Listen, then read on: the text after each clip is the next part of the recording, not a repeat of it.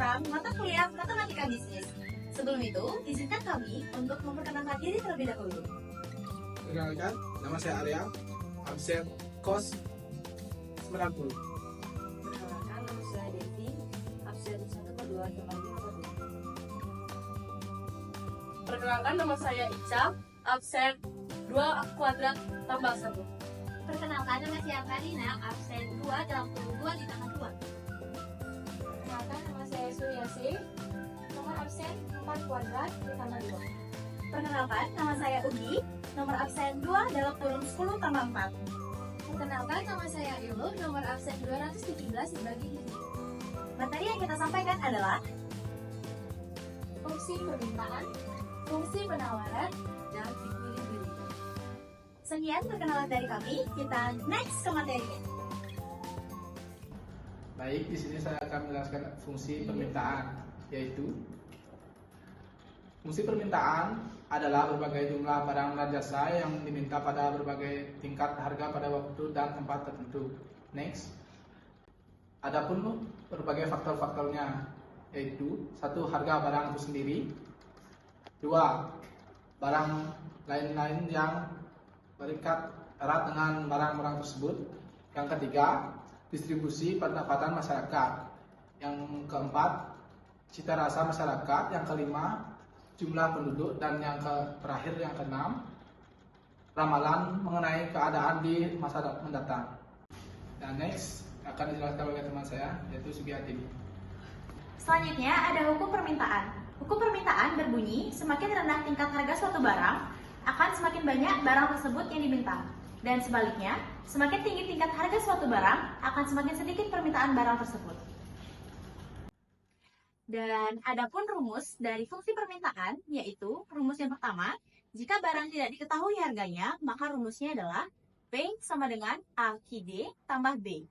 Untuk rumus selanjutnya, jika harga barang sudah diketahui, maka rumusnya adalah P kurang P1 per P2 kurang P1 sama dengan Q kurang Q1 per Q2 kurang Q1.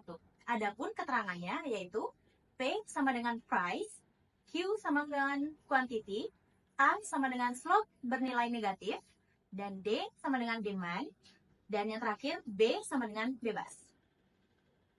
Untuk materi selanjutnya akan dilanjutkan oleh teman saya. Selanjutnya yaitu kurva permintaan. Ada 3 jenis kurva permintaan. Yang pertama yaitu kurva negatif, yang dimana kenaikan tingkat harga akan mengurangi jumlah barang dan jasa yang diminta atau sebaliknya.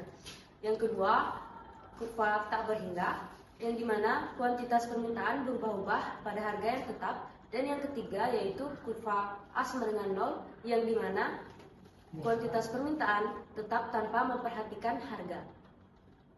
Oke, selanjutnya kita masuk ke contoh soal, di mana jika harga barang seharga 60.000 per unit, maka jumlah permintaan 20 unit. Dan jika harga barang 40.000 per unit, maka jumlah permintaan 30 unit. Tentukan kesamaan fungsi permintaan.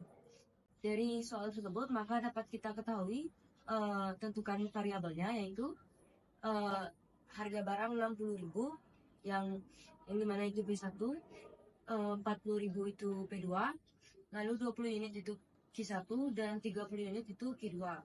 Kemudian kita masukkan ke rumus, yang dimana rumusnya P min P1 per P2 min P1 sama dengan Q min Q1 per Q2 min Q1. Lalu kita masukkan angkanya, jadi P min 60 per 40 kurang 60 sama dengan Q min 20 sama dengan 30 kurang 20. Jadinya P min 60 per min 20 sama dengan Q min 20 per 10. Lalu kita kali silang aja, jadinya 10P min 600 sama dengan min 20Q plus 400. Kemudian min 600 pindah ruas ke kanan, jadi 10P sama dengan min 20Q plus 400 plus 600.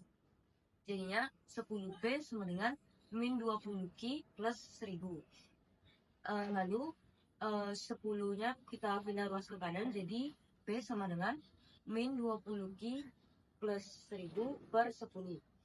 Sehingga menjadi P sama dengan min 2Q plus 100 atau itu sama dengan 100 dikurang 2Q. Selanjutnya yaitu ada fungsi penawaran. Penawaran adalah jumlah barang dan jasa yang dijual pada berbagai tingkat harga pada waktu dan tempat tertentu. Next, faktor-faktor penentu penawaran. Yang pertama yaitu ada harga barang itu sendiri.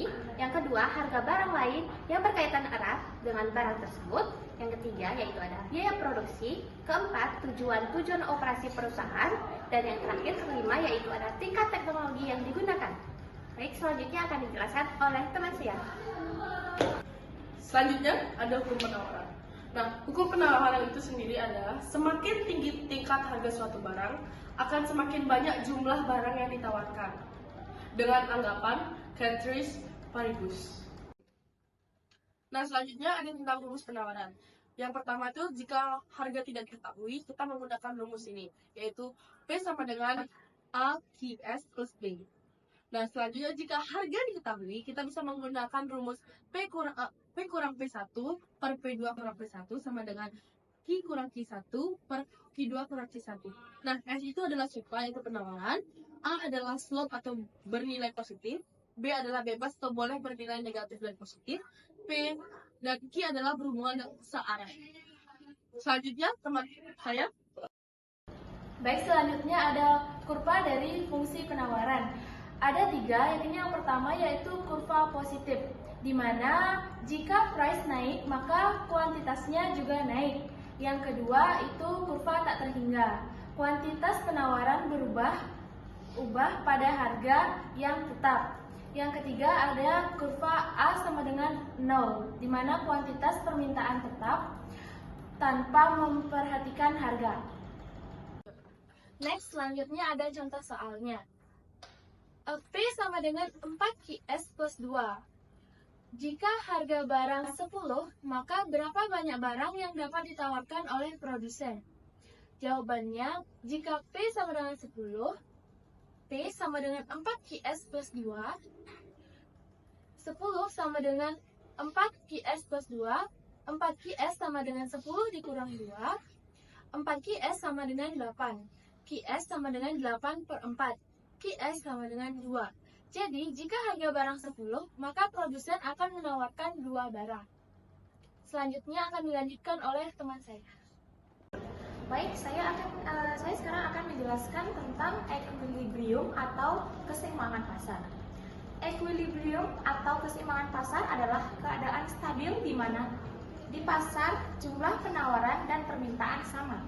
Equilibrium pasar terjadi pada harga keseimbangan di mana jumlah yang ingin dibeli sama dengan jumlah yang ingin dijual oleh penjual. Equilibrium menciptakan keadaan di mana tidak ada tekanan pasar yang melekat untuk menaikkan atau menurunkan harga. Keseimbangan pasar dihasilkan dari kekuatan penawaran dan permintaan.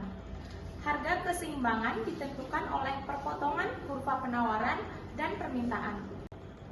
Keseimbangan pasar dapat dihitung dengan rumus sebagai berikut, yaitu quantity of supplied atau QS atau kuantitas penawaran sama dengan quantity of demanded atau QD atau kuantitas permintaan. Artinya, jumlah barang atau jasa yang ingin dijual oleh produsen pada harga tertentu sama dengan jumlah yang bersedia dibeli konsumen pada harga yang sama. Hubungan yang berlawanan antara penawaran dan permintaan berada dalam keseimbangan. Harga keseimbangan terletak pada perpotongan kurva penawaran dan permintaan. Sekian video presentasi dari kelompok kami. Kami ucapkan terima kasih. Sampai jumpa. Bye-bye.